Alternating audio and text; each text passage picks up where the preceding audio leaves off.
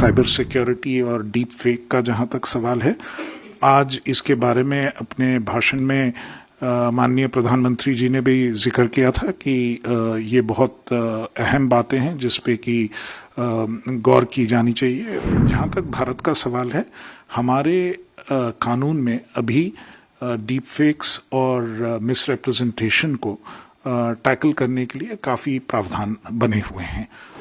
आप जानते हैं आईटी एक्ट में भी और भारतीय न्याय संहिता बीएनएस में भी इसके प्रावधान हैं और इसके अंतर्गत लॉ एनफोर्समेंट एजेंसीज, पुलिस, बाकी एजेंसीज अक्सर इस पर एक्शन लेती हैं, कार्रवाई करती हैं।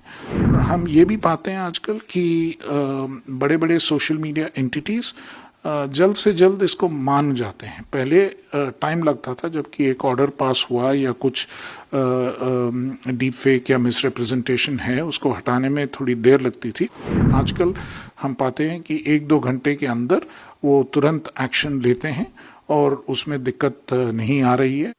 साइबर सिक्योरिटी और डीप फेक का जहां तक सवाल है, आज इसके बारे में अपने भाषण में माननीय प्रधानमंत्री जी ने भी जिक्र किया था कि ये बहुत अहम बातें हैं जिस पे कि गौर की जानी चाहिए और इस पे कुछ ठोस एक्शन करना चाहिए। जहाँ तक भारत का सवाल है, हमारे कानून में अभी डीप फेक्स और मिसरिप्रेजेंटेशन को टैकल करने के लिए काफ़ी प्रावधान बने हुए हैं।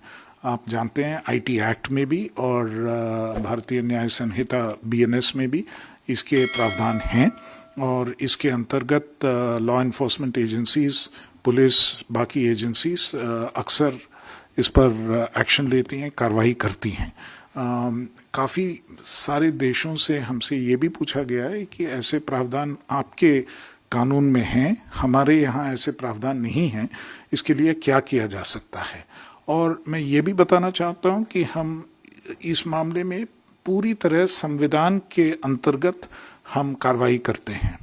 आर्टिकल 19 की क्लॉज 2 है, उसके अंतर्गत फ्री स्पीच पे कुछ रिस्ट्रिक्शंस लगाए जा सकते हैं, लॉफुल रिस्ट्रिक्शंस लगाए जा सकते हैं। उसी के अंतर्गत हम ये कार्रवाई करते हैं और इंडियन आईटी एक्ट में भी इसका उससे भी रिस्ट्रिक्टेड जो प्रोविजंस हैं उसके अंतर्गत हम ये एक्शन करते हैं। अतः ये जो है कानूनी तौर पर और हमारे भारत के न्यायालयों में भी हाई कोर्ट और सुप्रीम कोर्ट तक इसका क्वेश्चनिंग हुआ है और ये कॉन्स्टिट्यूशनल माना गया है।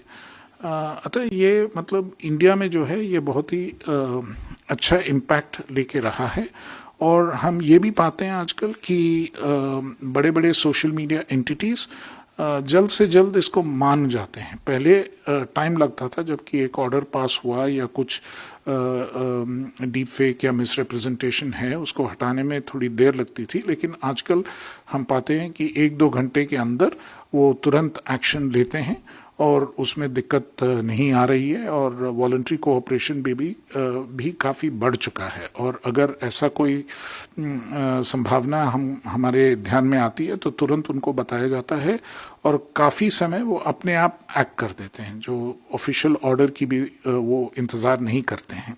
सो ये प्रावधान अभी बना हुआ है और मेरे ख्याल से ये काफ़ी अच्छी तरह चल रहा है। डीप फेक के अंतर्गत एक विषय है कि टेक्नोलॉजी और अच्छी होते जा रही है तो डिटेक्शन में थोड़ा डिले होता है। तो हम ये चाहेंगे कि जितना जल्दी हो सके वो टेक्नोलॉजी और अच्छा टेक्नोलॉजी अपनाकर उसको डिटेक्ट करने में हमको सुविधा हो, ये ज़्यादा ज़रूरी है और इस पे हम